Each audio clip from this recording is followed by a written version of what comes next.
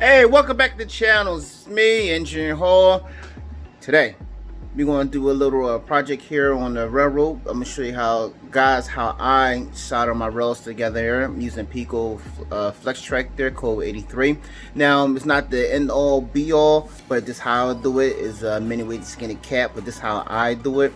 So you can take from what you learn from me or from other people out there and just make it to your own like I have. So let's take this, get down here, weld this rail together and stuff, and make some track. Now using this Peco Flex Track to get prepared to be welded together or soldered together here, you can get you a safety razor and you'll come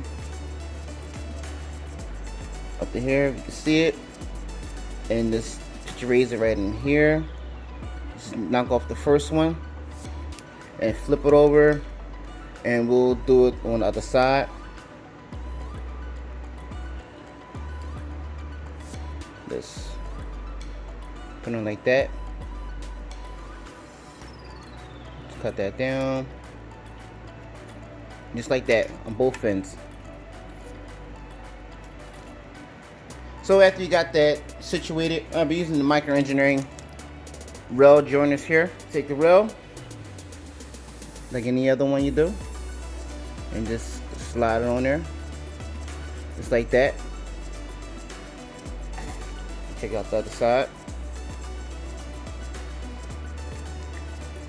and do one more time for you. Slide the rail in here and just like that. I like the micro engineering rail joiners here. It's pretty cool. But also Peco does make a streamline rail joiner here also. Just a little bit longer. You can see that there. So what I do here with the rails or laying the track, I connect them together like I do on a flat surface. I take me a cotton ball with a 91% isopropyl alcohol, which you can see is here, and I'll clean the area. You just do just like this. Just get it clean, and I'll come through with this soldering paste here, and I'll just hit the sides up just like that. You get it on the rail. Alright, so that but do you. So I'm gonna come through my Willard soldering iron. I got it set to number 5. So I got the solder here.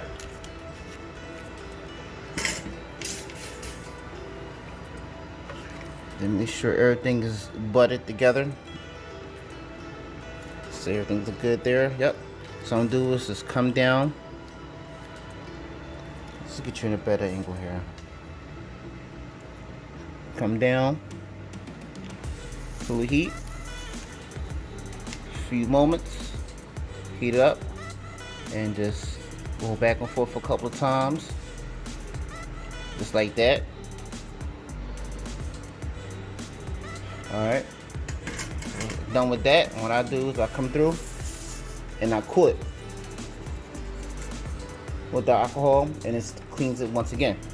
So we're gonna do the other side. Remember, it's not the end all be all. This is the way I do it. Just showing you guys what I do. So just like the other side, pick a heat, let it warm up, stick the solder on there. Next little coat, bang bang bong. Alright, it's good. And come on the other side and just cool it down. Nice and cool. So take a look here. Bring it here, you can see how we got the solder there. Like good joint there. Nothing got on top of the rails,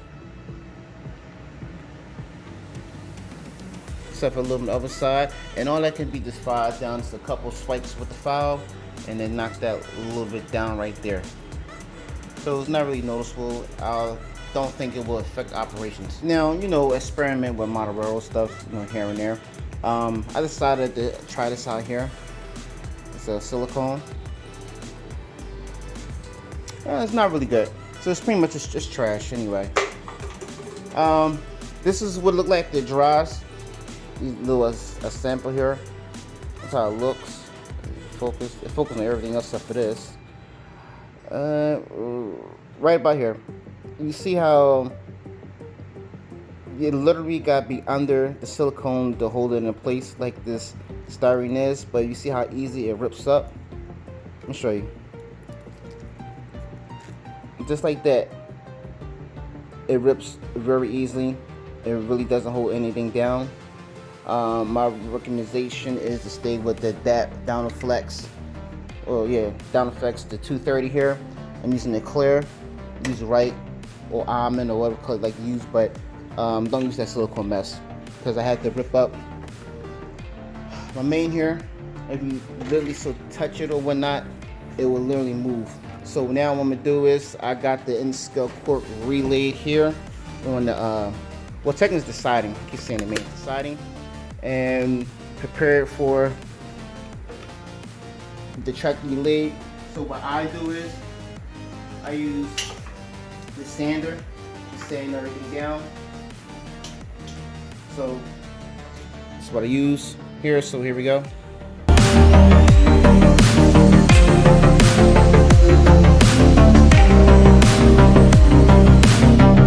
You gotta be careful. Don't hit the tires because it will mess the tires up.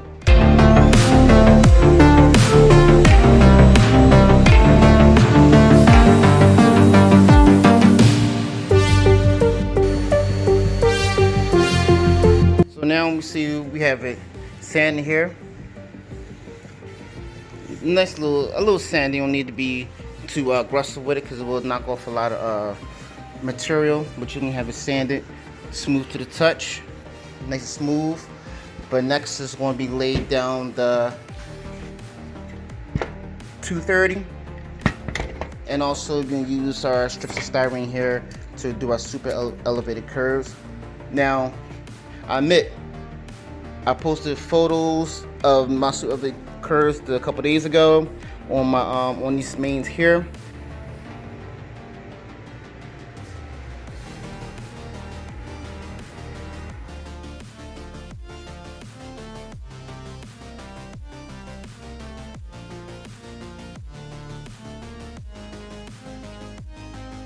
But unfortunately, those those 5-car intermodal cars there doesn't like it, like super stiff, the Intermountain ones, and plus it was super high. So I'm gonna show you this other intermodal car that looks crazy on the super elevated curve.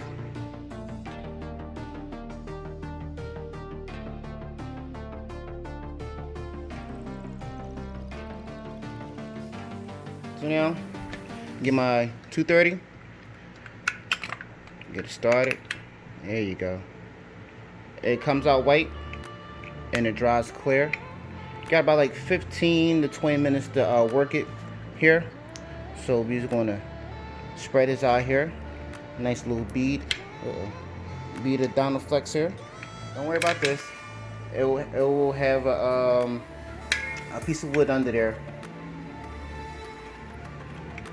I had to make it short because the saw goes there, and I'm still cutting, so I'm still making arrangements for the second level here. So it's gonna be down for a little bit, but it's all good. So I'm gonna stop right about there. There you go. Try to work this one hand. Keep you with me.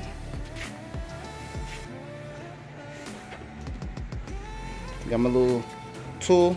I cut the teeth out here just so I can spread the stuff. So the thicker it is, the longer it takes to dry. The thinner it is, of course, the quicker. All right, we got the flex drop down. So next you're going to drag this 9-feet rail here. This is 3 pieces of flex track into one that we did earlier. Drag it in, solder to this piece here, and try to manipulate it, go around on the curb, and we're going to drop our styrene there for our super elevated curves. As is the chart I made, seeing the yard track from 18 all the way to 30.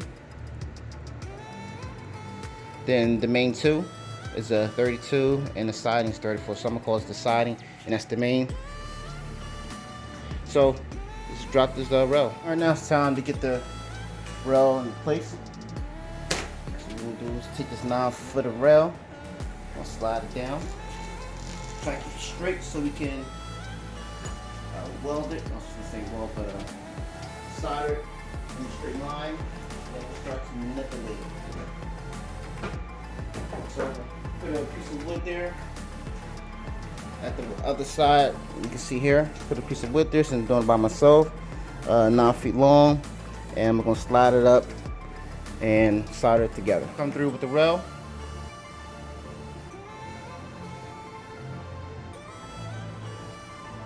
Slide into place.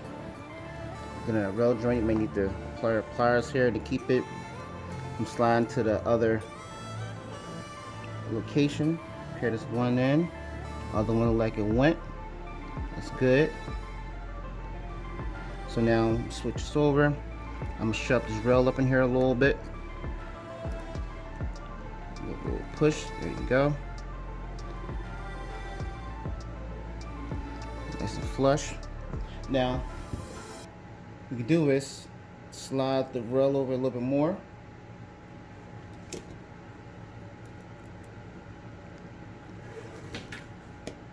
Like that. Flux. No, that's too much.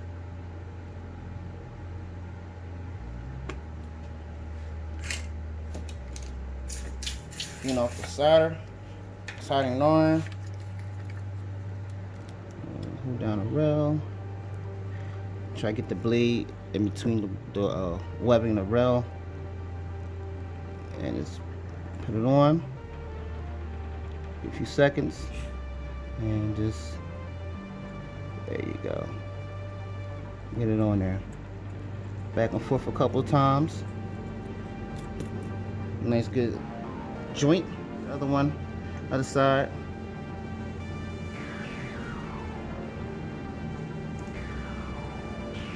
There you go. A little bit getting on the side, on there. Let's put it on there, just like that. Back and forth a couple times. Alright, like that's done. Start trying to manipulate this curve here. So we already got this on the straight section there. And we're going to try to turn it. It's going to be a couple more like twists and turns, but you know what? You're going to have to do what you got to do to get it done. You know, just take the time at it. We got to rush out, twisting it down a little bit. There we go.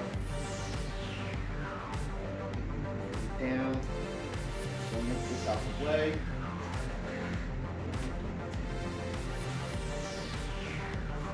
Turn it.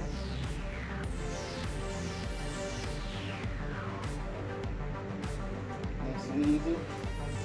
See how? Let me get you over here. See how I want to turn back like this? That's fine. Just let it do it. And just turn it nice and easy. Press down also. And then we came to a section here on the flex track that it didn't make quite, the 9 feet did not quite make the loop. So we're going to have to add more tracks to it. What I did, I add 6 more feet onto this section. So we're going to slide this in like this. Out of 2 ways we can cut it here and just slide this up, or we can just do a little manipulation to slide this rail to here with a rail joiner. So what I'm gonna do is here is just manipulate it. So I'm gonna get this one set here, clean that off, a little, you know, wet on here.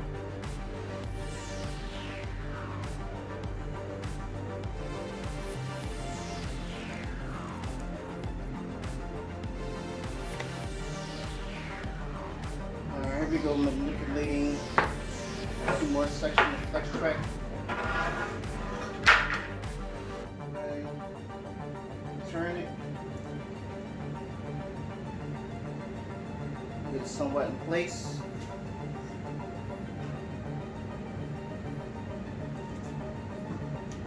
flex. Let's do what we do. Coach it, negotiate a little bit. Here. Turn it. Don't worry about the stuff. That'll be fine. Alignment tool. Let's drop it into place. And also I'm going to be pulling the track over this way also when I start getting this situated. So start it off there. So easement, little turn, straight out here should be good. Spacing looks still look good there. Not an issue. Get down the track. All right. Curb. So I'm gonna start off that one there. Get the track in place. Put that in there. Also, what I could do, I could lift this up. Make it easier for the guide the rails into place. Here. Start moving this guy down.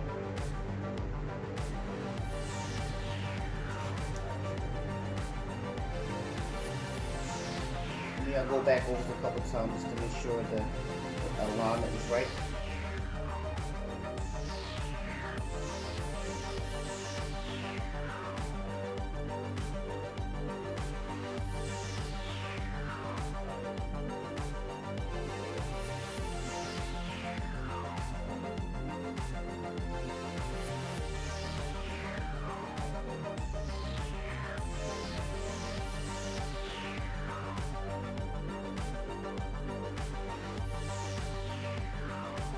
Now here, the next day, let it dry, and as it's become clear, there you can see it. Things like this is fine. It'll get covered up with paint and ballasted, and I can go in and clean that up. And then here you go, around this 34-inch radius curve. I use my, once again, focus on it. My 34-inch track alignment tool. I got my test power running here. You know, just make sure everything goes smooth. Now for the drying process, what I did, I used these Walthers 5-pack 40-foot car, walk cars here, and I just set the can inside to give it a nice weight. So this is one of the options you can use to lay down the track, make sure it's nice and even flush, not flush, but nice and even on a railroad.